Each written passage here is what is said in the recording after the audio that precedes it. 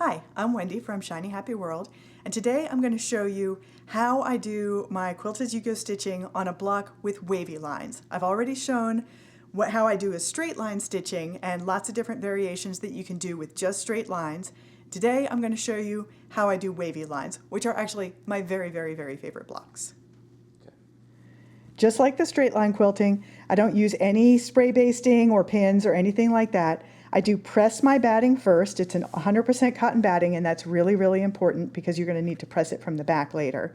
But I do press my batting first, and then I press my fabric for the block.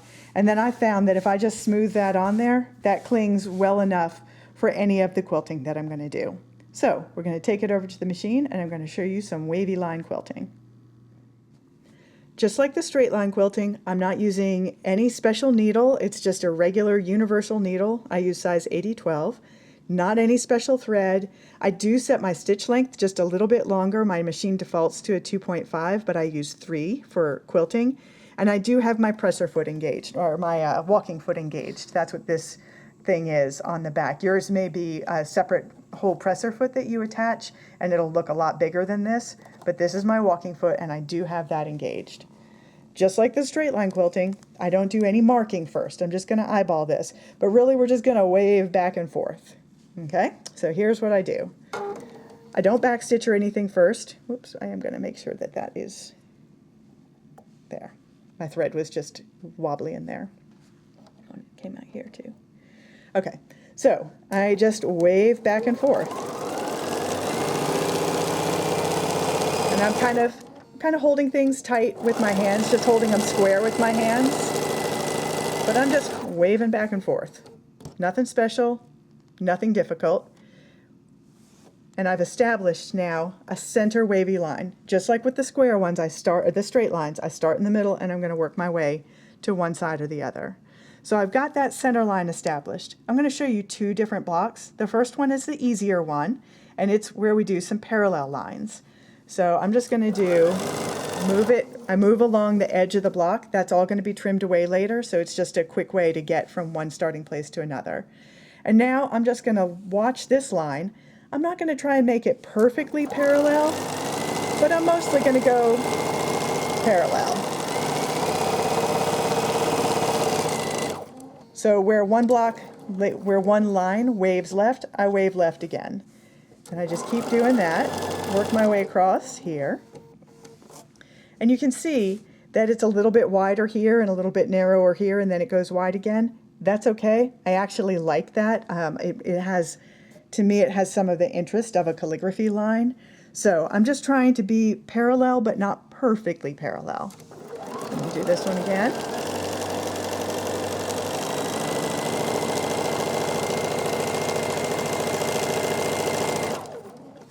And now I'm going to do one more, maybe 2. We'll see what this looks like. So do another line here.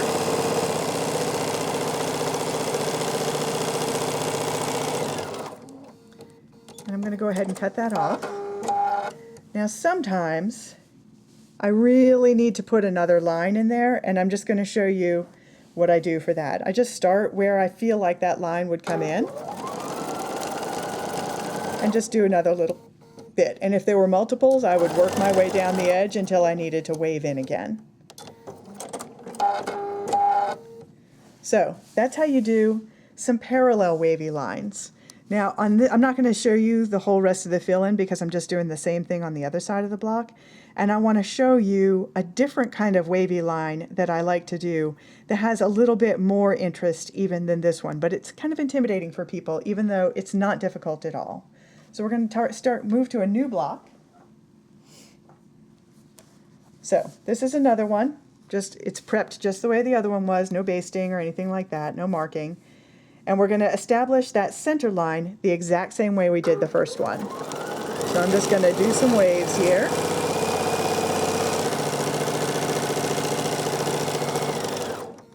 Okay, now I'm going to go down just a little bit, because what I'm going to do here, every time this line waves to the left, on this line I'm going to wave to the right.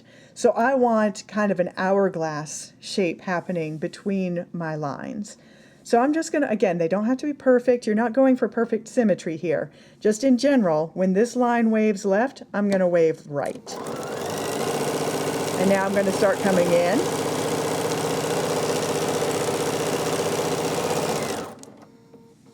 And then I work my way over. And now I'm going to do the same thing. Where this one dips in, I'm going to dip in on this side. So we're trying to do a rough mirror image.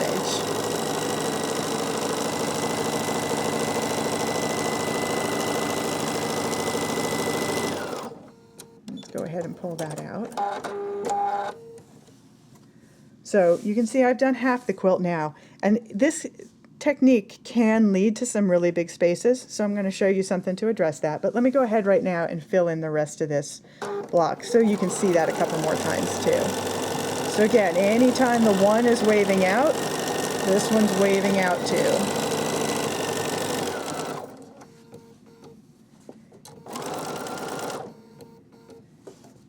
And now I'm starting with an outside bulge, so I'm going to bulge out.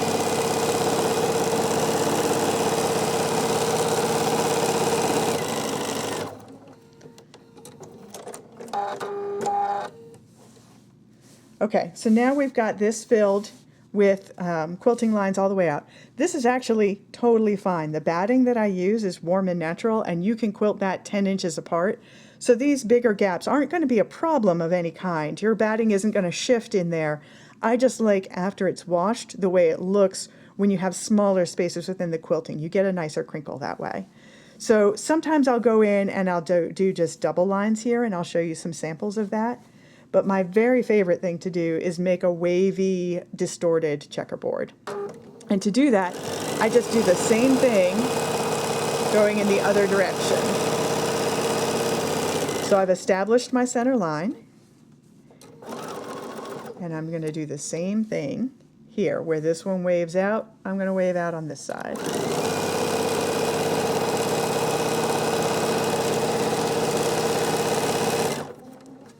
Get one more on this side. I'm going to go all the way to the edge here, and I'm going to do a nice wave in.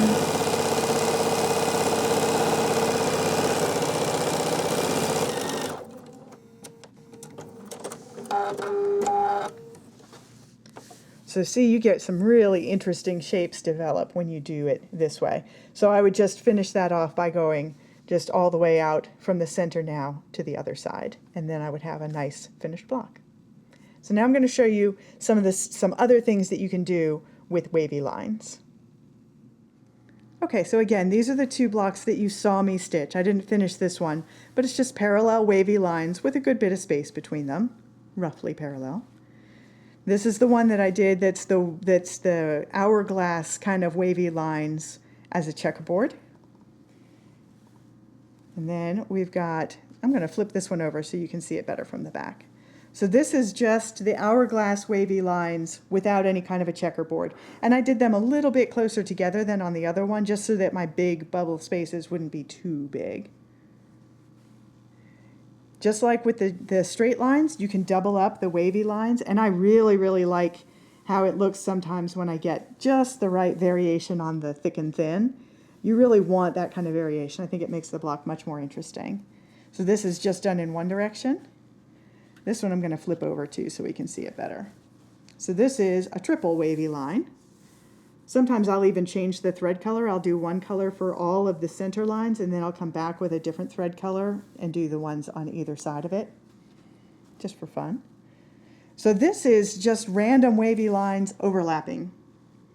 So some of them you can see are parallel, some of them are hourglass, and basically I just kept going in and filling in and filling in and filling in until, and letting them cross over each other. So I got these kind of elongated fish shapes, and that makes a nice full background. That's another one that looks great when it crinkles up. And then one more example of that hourglass checkerboard that I like so much. This is probably one of the designs you'll see me use most often in my quilts, and especially I like to do the double line wavy checkerboard. That one looks really great. So that's it. I showed you how I do my wavy line quilting for Quilt As You Go blocks. I showed you parallel wavy lines and then kind of an hourglass wavy line that leaves a really, really nice shape and texture on your blocks. So I'm going to do, you can do some other more complicated designs, things that look a little bit more like what you might see people do with free motion quilting. But honestly, with the straight lines that I showed you in another video and then the wavy lines that I showed you in this video, you could easily make a lifetime of quilts with just variations on those two designs. I'm Wendy from Shiny Happy World. I'll see you next time.